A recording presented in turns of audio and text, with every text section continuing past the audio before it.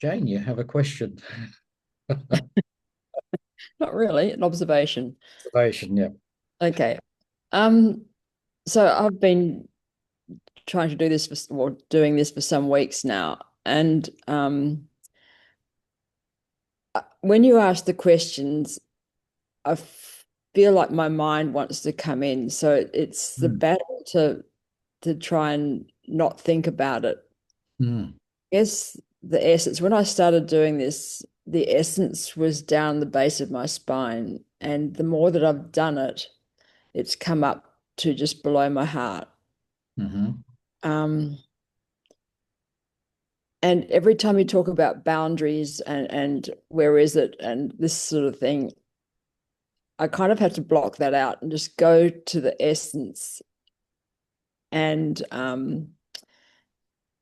my feeling is that it's like a seed within you, and the rest of it is just connected to everything. Right. Okay. Spans, no, to everything. There's no limit there.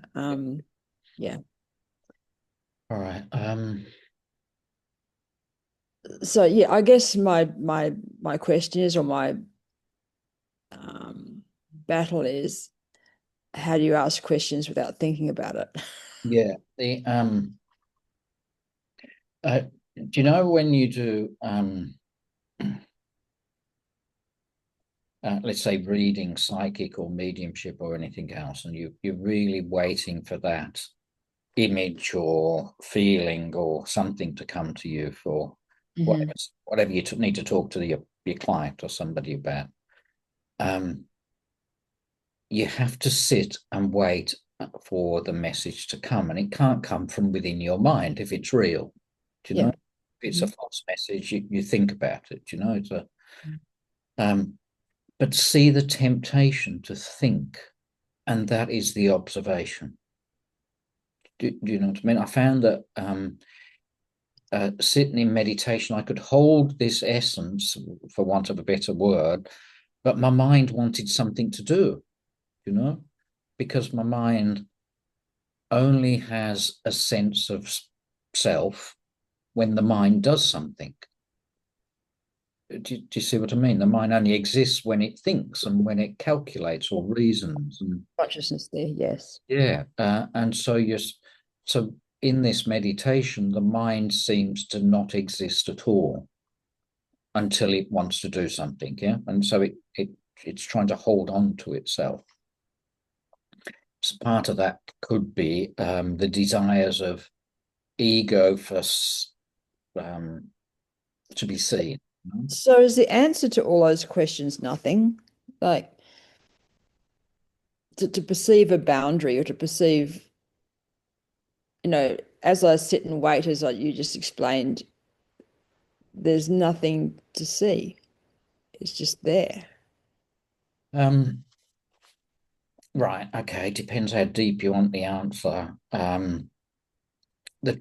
truth I've discovered is there is nothing to experience. Mm. But we experience, don't we? We experience hot and cold and the world, etc. Um, but when you're in the pure consciousness, there's actually nothing to experience at all Mm. until consciousness wants to um, think about the act of breathing, for example, or something. So this is how the peace comes about. So it's a juggle between um, spirit and body. Yeah, do you see what I mean? Yes. So is it correct that I see nothing? Yes. Okay. Right. Nothing is essence. Mm. Yeah. Um, when you look deeper into the nothing or essence, it's not empty. Now that sounds like it's a contradiction to nothing, Mm. but the word nothing you're saying really means formlessness. Yeah. Yeah. And but the experience you'll come across is this emptiness there's all these other qualities which just exist all at the same time, you know? And okay, so my feeling is if I sit there and ignore your questions, that I will go deeper.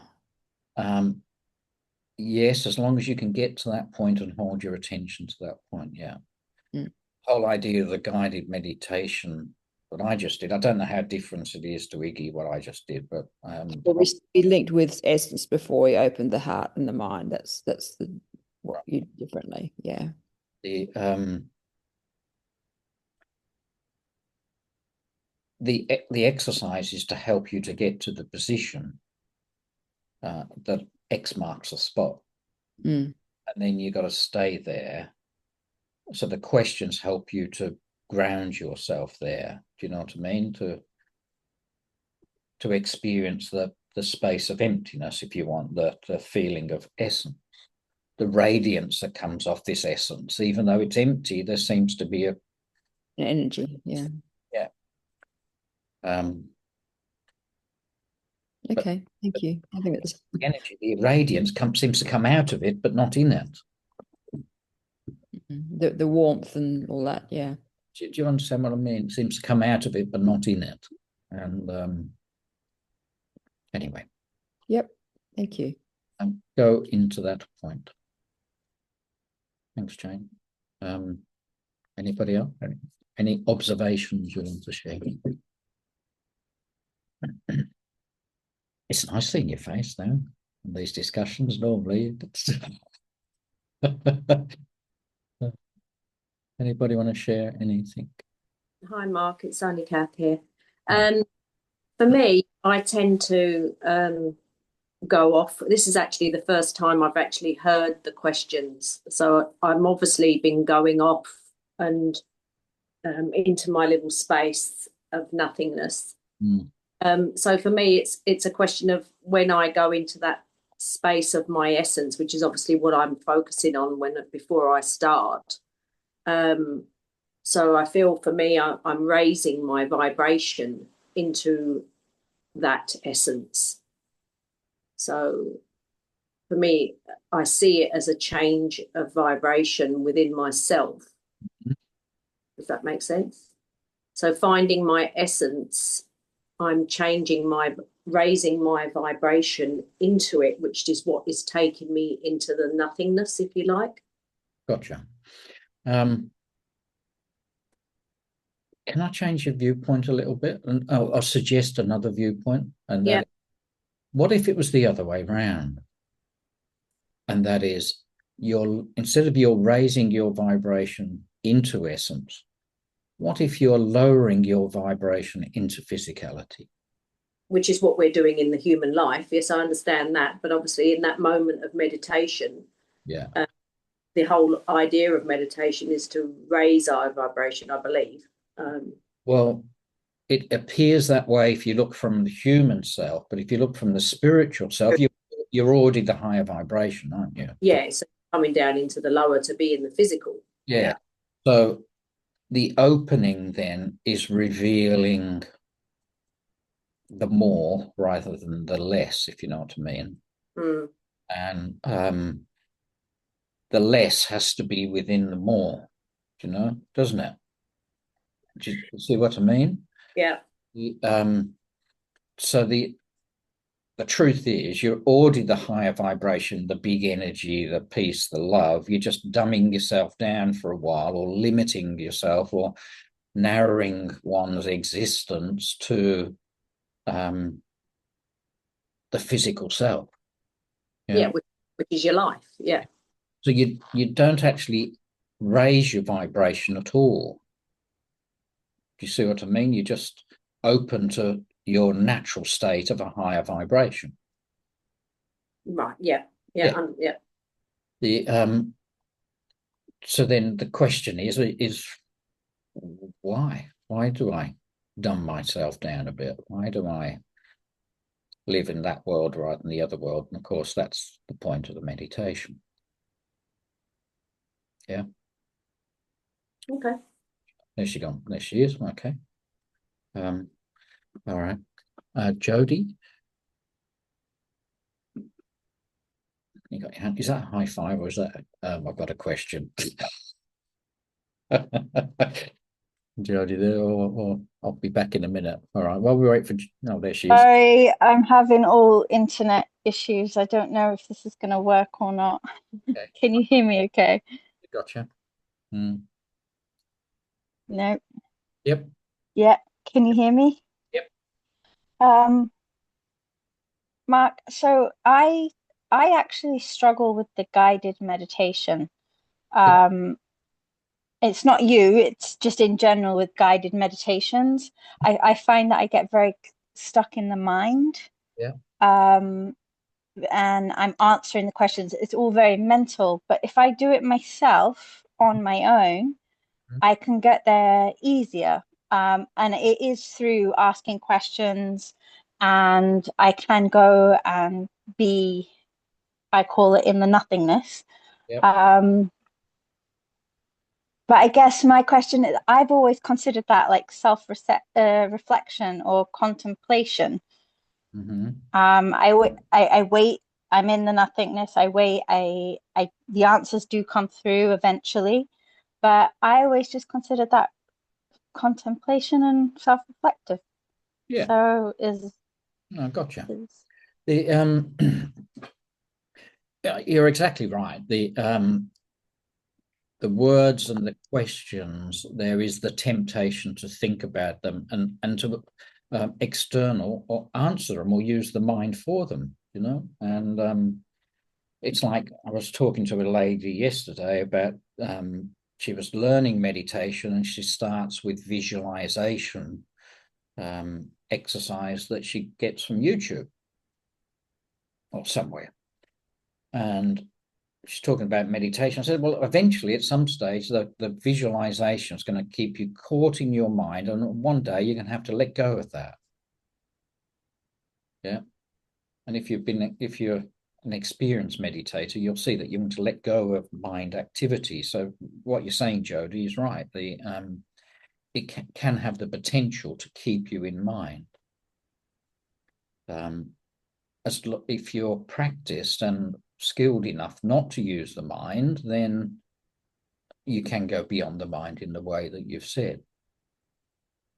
But true contemplation requires a still mind. Otherwise, it's thought. Yeah, you're thinking about what's the meaning to life, you know.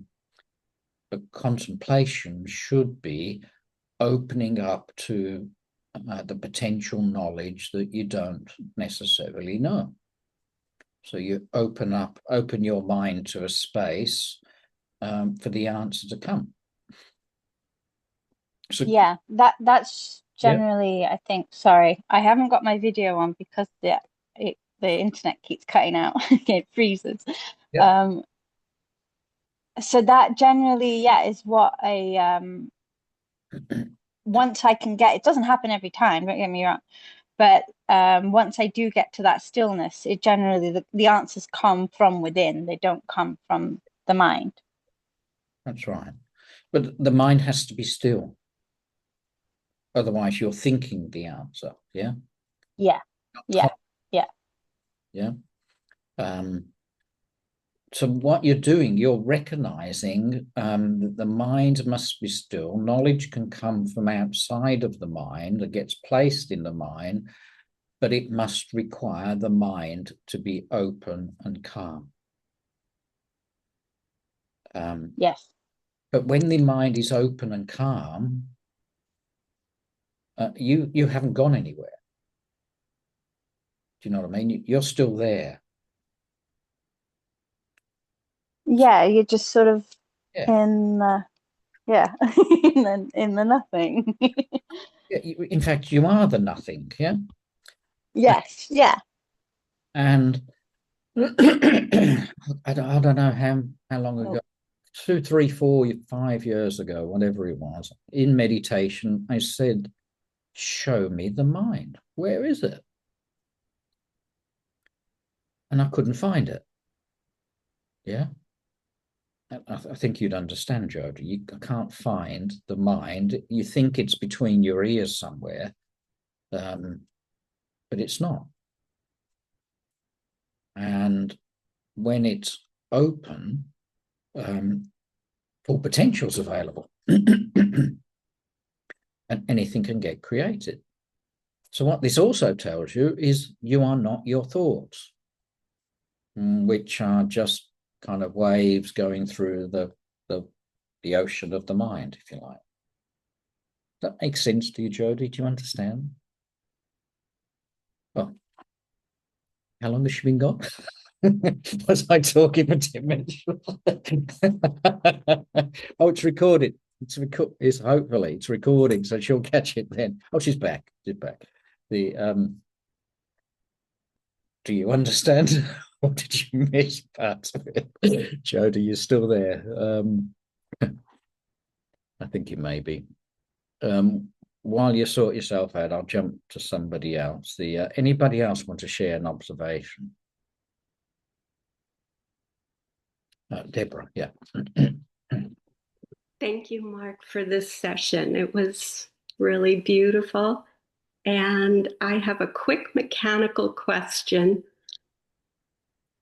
Do you recommend that our eyes be positioned in any particular direction, either downward, outward, or upward? I've kind of played with different positions and just would like to. You said your eyes, didn't you? Yeah. Yes, with closed eyes, but you can direct your eyeballs downward or just straight out or upward. Yeah. The in some Buddhist tradition, they say your eyes should be open but 75% closed. You know what I mean? Just slightly open and looking downwards. Personally, I find my eyes closed and looking top left. Now, what's interesting about that is when I'm sitting in this chair and a client is sitting in the chair here for readings, when I'm waiting for spirit, I'm also looking top left. And when I'm online, I'm looking top left up here. And I find looking upwards helps me to connect to spirit better. Of course, that's my personal bit. If your eyes are open or closed, you run the perception of perceiving the external world, which could be a distraction. So for me, eyes must be closed in meditation, but others would argue differently. Thank you. I also wanted to share, I did have a different experiential experience. I've been working with this for a couple of weeks. And just as you were coming to a close before you asked us to come back to our body, I started feeling woozy and not quite nauseous, but it was, I would describe it as woozy. Okay. When when I taught, I'm not teaching any at the moment, classes on transmediumship, always used to say to people, there's a chance you're going to feel nauseous in there, you know, and a chance your heart could feel bigger or more erratic, I suppose. Because of the energy coming through you, it actually comes through the solar plexus, and solar plexus, the energy radiates out from there. The heart is the first bit to feel it, but it also goes downwards, so that the tummy can be a bit more rumbly, if you like, and a bit more unsettled as the energy comes through you. Is that the first time you've experienced that, or is that, yeah? It is the first time, and it's interesting what you're saying, because is it possible to have a sense of your guide being present while we're doing this meditation? Because I did feel as though I had a guide present. You will meet your guide in your essence. It doesn't mean they're not with you when you're physical, if you know what I mean, but you'll meet your guide in your essence, because the essence is unity, so the guide must be there. and not just guide. That's what was different for me today. Yeah, and the more you open essence and sit there, the greater the experience is. So there's a guy that I'm working with he's just moved, LA now. He was on, I think it was Atlanta before, wherever. And this is a guy, a platform medium who does big stuff, and big stuff is in many hundreds of people, and we're still saying, I want a better connection. I'm thinking, well, how much better do you want for your ability, And he's saying, I don't really know my guides.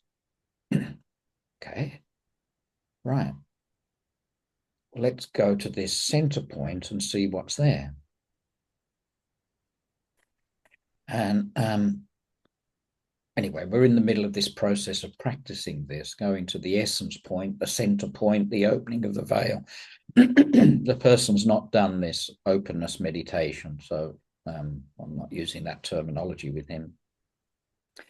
But the truth of all message must come through that opening of veil and essence of self. So all mediumship must exist on that boundary, and all healing must exist on that boundary, because the energy of healing energy has got to come through somewhere, So it's not just guide that would appear there, but as Jodie was saying, contemplation of the knowledge comes, but it's warrant on the mind being open to perceive it. If you've got a narrow mind, you're not going to perceive something beyond the mind, if you know what I mean. So very much there. I think, Jodie, to answer your question, this is recorded, so you'll hear the answer on the recording to you. All right. Anybody else want to ask or share an observation?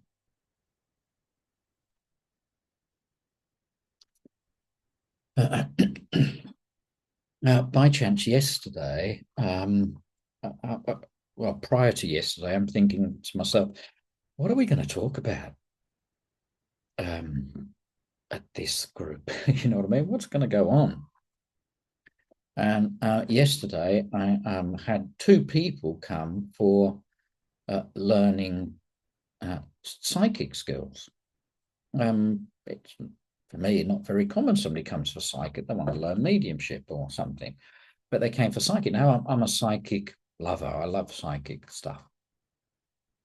But anyway, they both come on the same day, one in the morning, one in the afternoon, or late afternoon. And I want to learn psychic stuff, and I start a bit, and I found a PowerPoint I had explaining psychic ability. I'm not going to go through the PowerPoint, but there's one particular diagram, and I was thinking I'm going to need to draw a diagram, and that I already have the diagram. And I'm going to show you it. If I just share here, share. Right, you should get I presume everybody's got this. Look at. I'm going to explain. This is a very deep diagram, but I'm going to explain it simply. The way we look at life is we believe there's a material world. Within the material world, there is a body. Within your body, there are thoughts. Somewhere in them thoughts is knowledge. Somewhere in the knowledge is bliss. And somewhere in the knowledge, the bliss is the true self. And that's the concept that people tend to think is true. But what we just did in revealing essence reveals perhaps a slightly different picture. So go on up. So the reality is the opposite way around. The essence or true self is here. Within the true self, somewhere, is the feeling of bliss. Within that bliss is knowledge. Within the knowledge, thoughts. Within that body And within that, there's the material world. Now, this is the truth of it. When you go deep enough into meditation to discover. But this meditation we're doing, when we look at essence and where is it and how broad is it, it actually has everything within it. The true self or essence is expansive. It's the equivalent of the whole piece of paper here.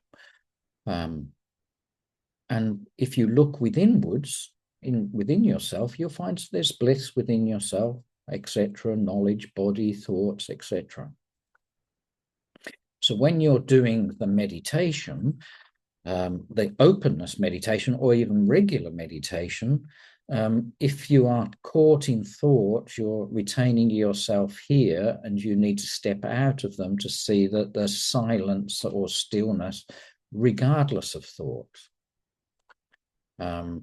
I think this also explains perhaps Jodie's question of turning off the mind gets caught, or you get caught here, and you've got to still the mind and you discover what's outside.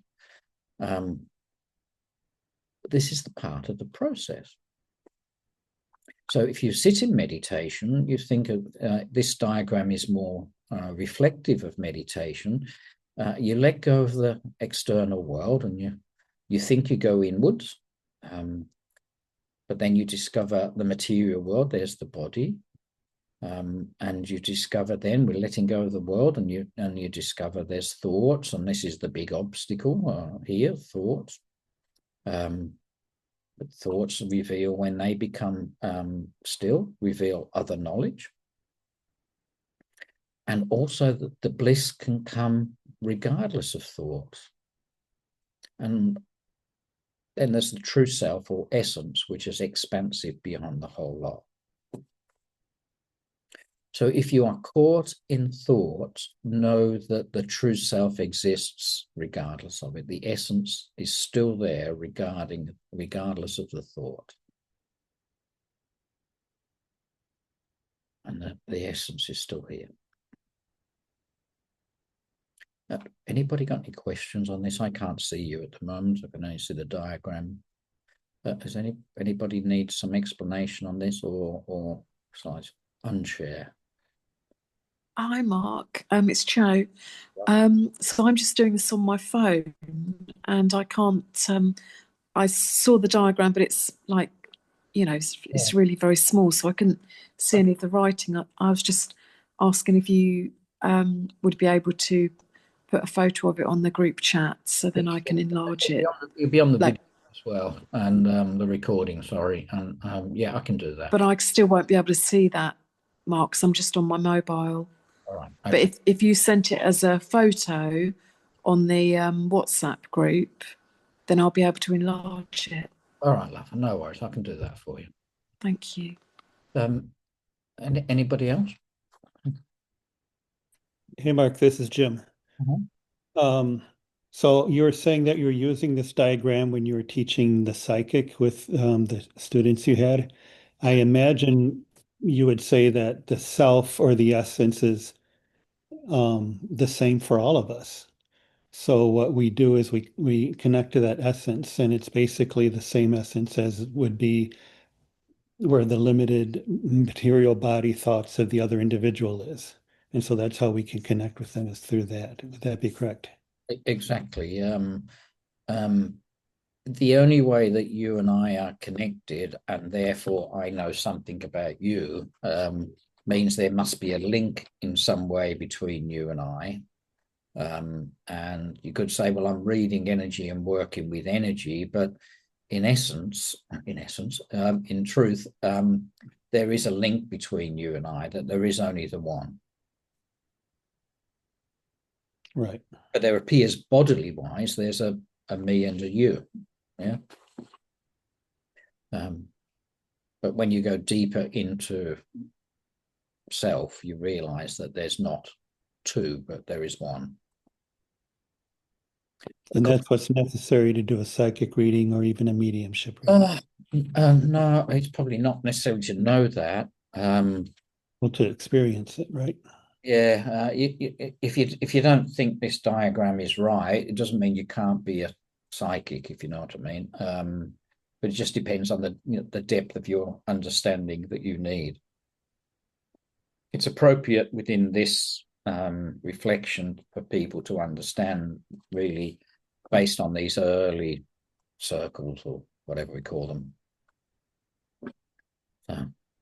It becomes very appropriate, this diagram, in the whole concept. Anybody else got a question with it?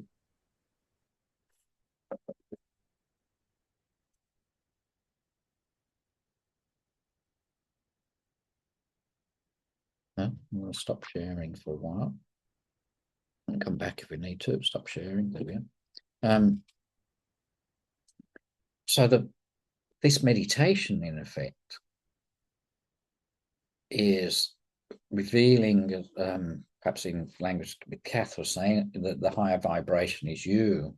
The essence, perhaps Jane was saying, that seems to be empty to begin with.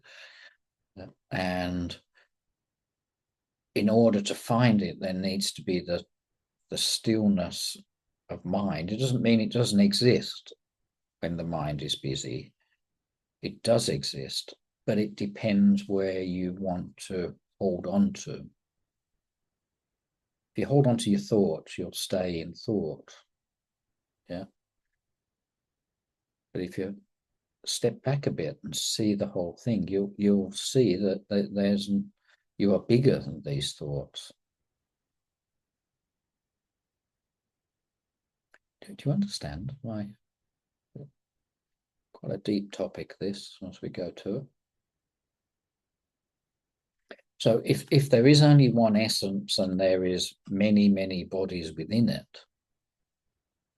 the process of surrendering your body or letting go of your body at time of death means you just return to unity.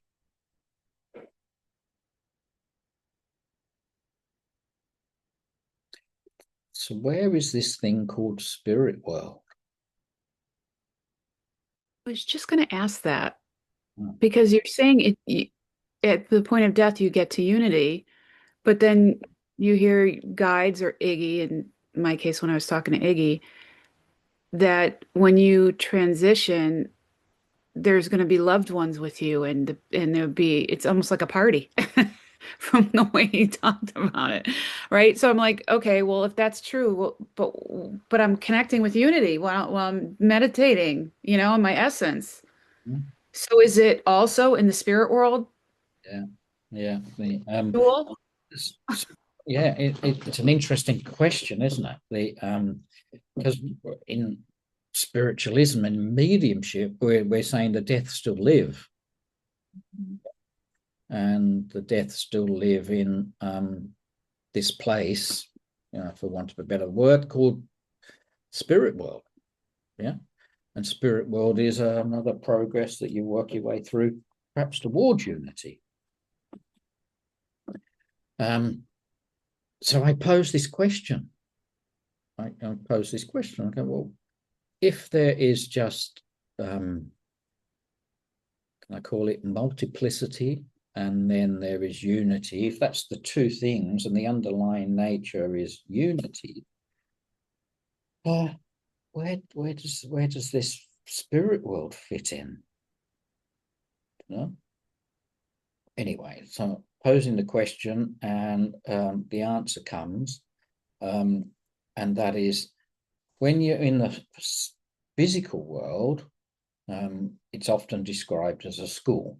Yeah, you're learning the experience of humanity, and you have, I don't know, experience sadness and joy, or fame and fortune, or poverty, whatever, and that's the journey that the mind creates. Yeah.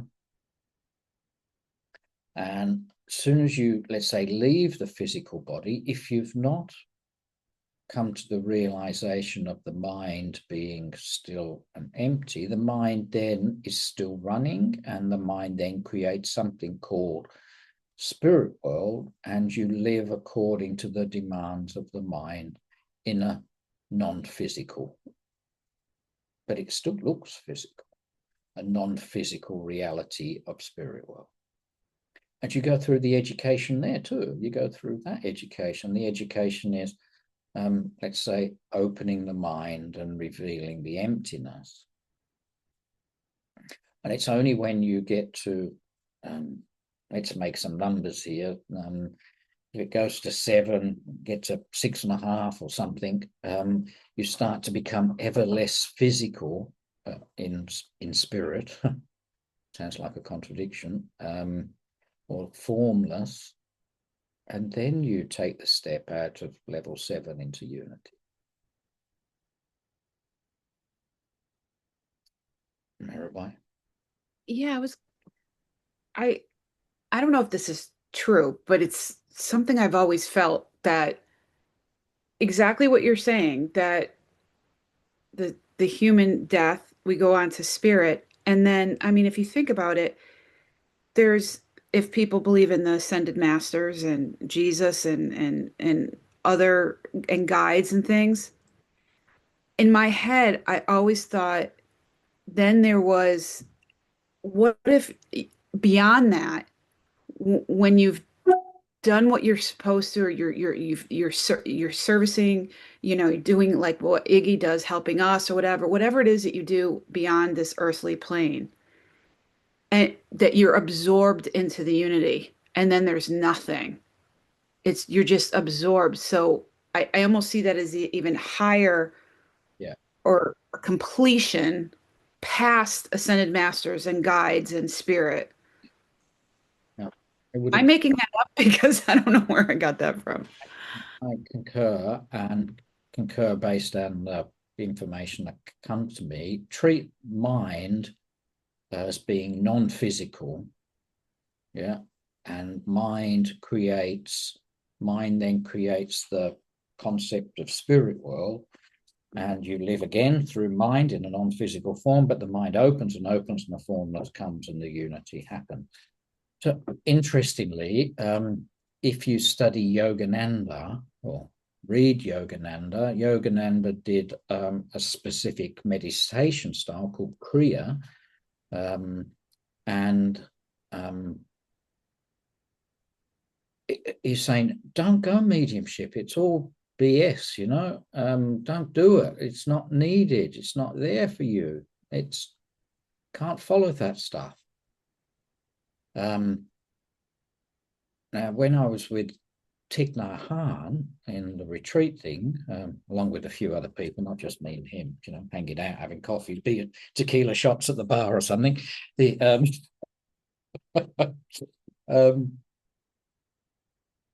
question was asked to him saying, it was actually in this retreat, there was a part of it which he allowed children to ask questions, right? And when I say children, let's say 14-year-olds at the most, something like that. 2 very important questions were asked, I thought. The first one, one of the kids said, why do monks shave their head? And Thich Nhat Hanh said, because it saves money on shampoo. Anyway, that's not the important question. Kind of one of the questions that stuck in my mind. And the other one was asked, where do you go after death? Will you come back?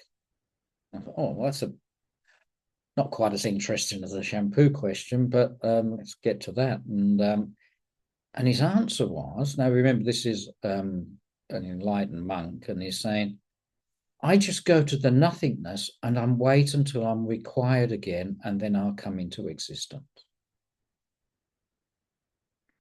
And the kid said, well, where's that then? God, this kid's switched on, And he said, it's everywhere. I just sit and wait in the totality until something's required and this existence comes back.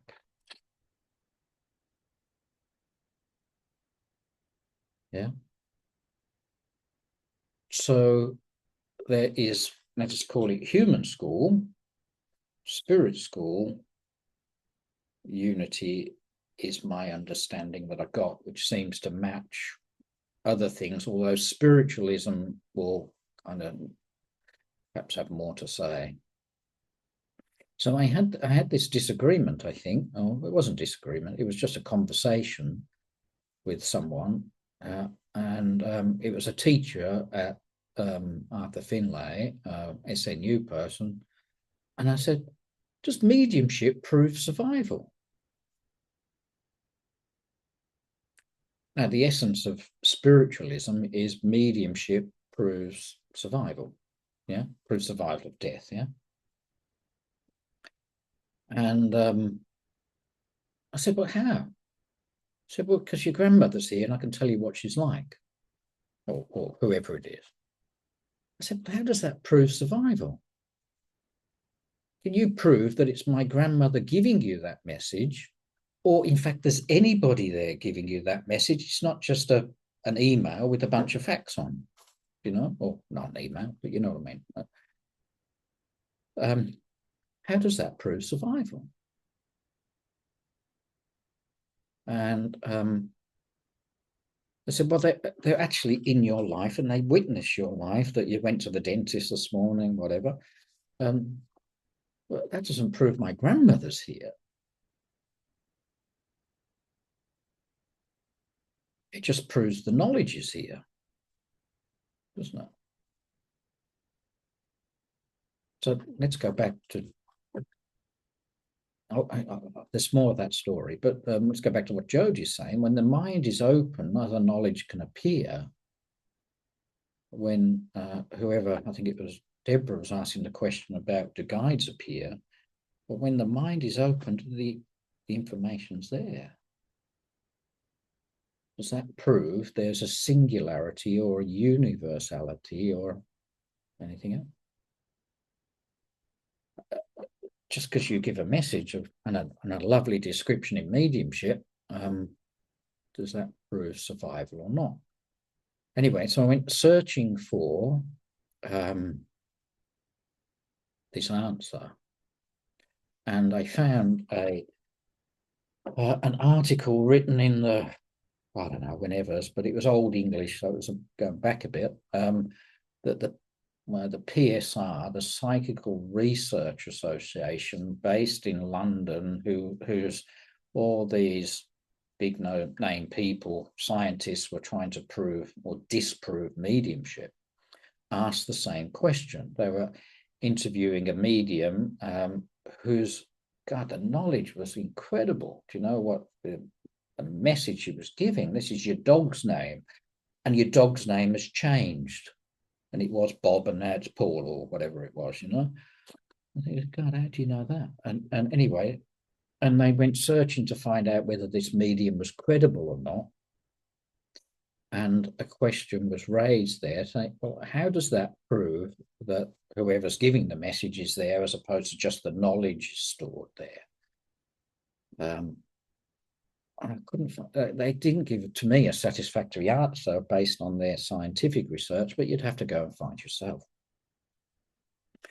So I think both ways, according to what you want to believe, will give you the answer for you. Now, I still do mediumship readings, even though I've got this question mark over whether they are what they say they are. And I'm open to persuasion. Do you know what I mean? If you can tell me what I'm missing, then maybe I've missed a bit in the, you know, the equation in some way. Yeah. Mary? Yeah. Well, I also would think, you know, as you know, I do mediumship as well, but what makes you think that we're not tapping into the mind of the sitter, right? So Yeah, with their, or so, exactly, even if they were just at the grocery store, how do they know that? Well, because I just tapped into your mind versus your grandmother just told me that they were with you at the grocery store. went through that trail of thought, maybe I'm doing telepathy, and I know that they were at the dentist or something. But then I discovered I could tell them something that they didn't know. You know, I could say, in fact, it was something for somebody. who was it? I don't remember. I told somebody they had a different nationality to what they thought, something like that. And the person went, nah. And I go, yep, nah, yep, nah. Anyway, something like that. And they went back and researched it and found it was true. And I guess good. Yeah. And I remember another mediumship reading and telling a client, said, your mother tells me that the picture on the wall's not straight. And she went, I've got to go and look. And she did, and she said, they were right, it was crooked, I didn't know. So that negated the telepathy bit, I think. But I went down that trail of thought too. So somehow the two things fit together. Interestingly, the enlightened people are saying mediumship doesn't exist. It's not true. And there's me, I demonstrated 6 hours a day or something, you know. Got a question mark over it, but it does have some use. John. How are they saying it's not true and it doesn't exist? Because they're saying it's a body of information, not a person that you are describing. That's what, and in Yogananda and Vivekananda, two of the bigger names, they're saying it's still information caught in the mind, and you are transcending the mind when you are looking for your true self. Which to me, I think that example fits lovely in terms of within the mind there, you know, mediumship exists. But it is a mind-to-mind connection, mediumship, isn't it? Can't be another way unless it's physical mediumship, and then it's outside of the medium.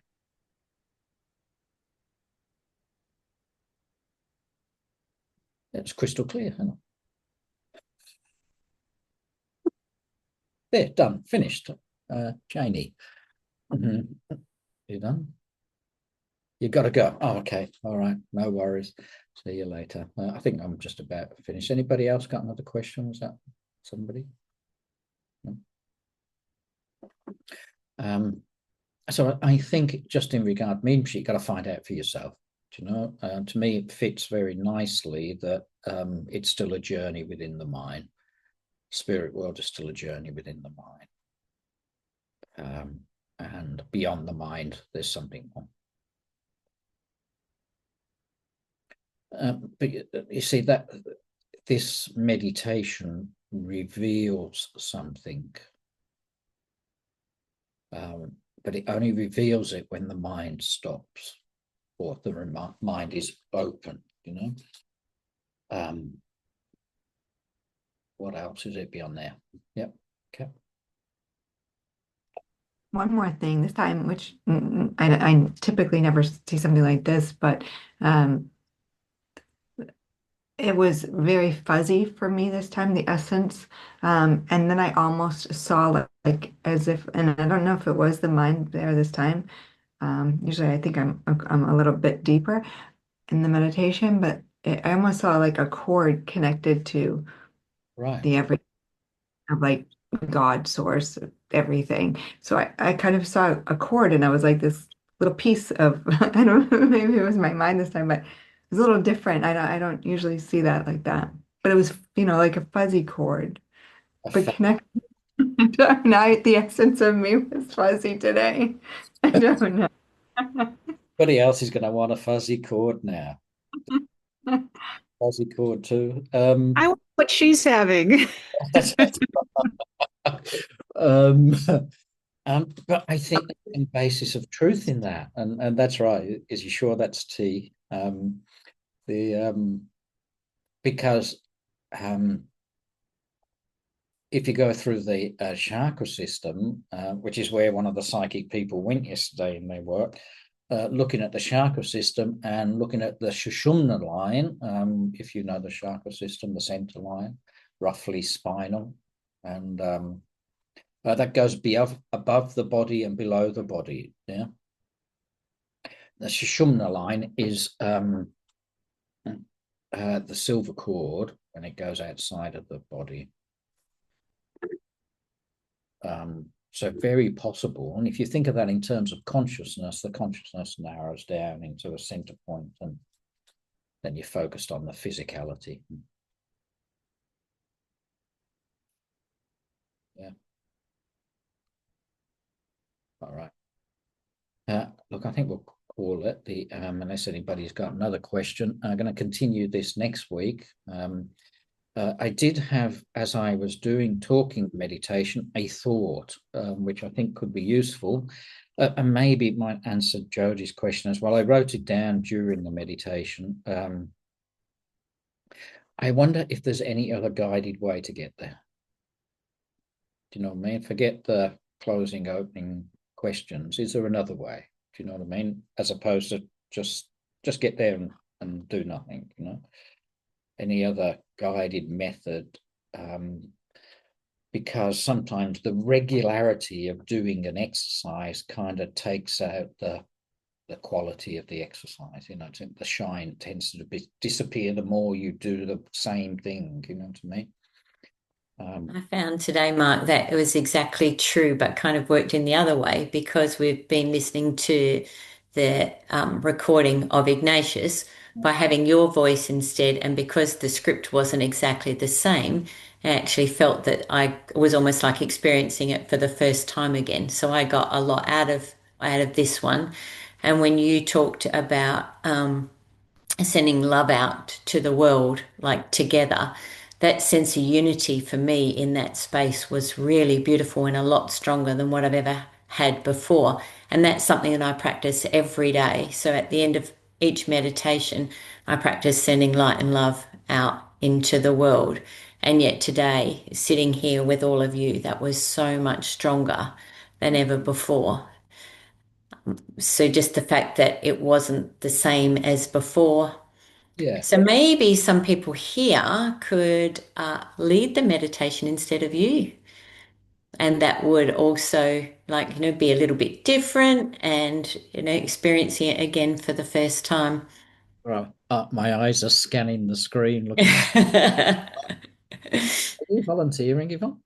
I wasn't volunteering. That wasn't where it came from. And look, I don't even know where that came from. These things just drop in. And the other really quirky thing that dropped in for me this time, when you asked, when did your essence start? I got a song, and it was the one from The Big Bang Theory. Oh, right. Okay. It was very funny. Yeah, it takes you on this path. Yeah, good point. Maybe somebody else, and this is where everybody's going to pick her. pick.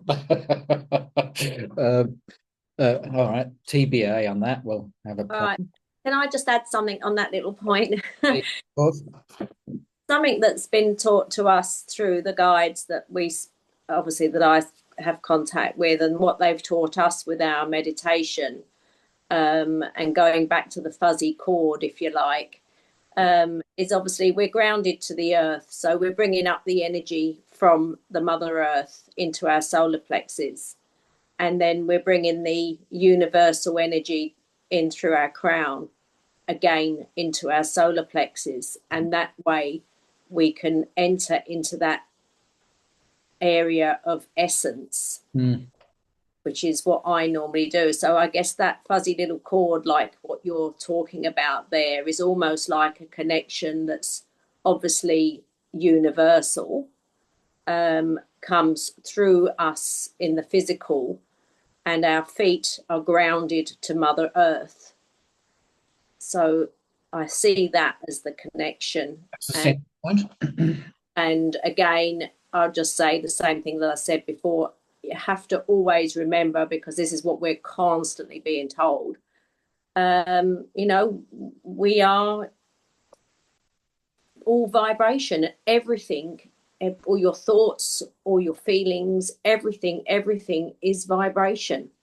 And I don't, we'll never know the actual crux of it until we go to the other side again. We'll never see it. But I think when you put your mind to the vibration thingy, I just sort of feel that I understand everything else a lot more when I take my mind to everything's vibration.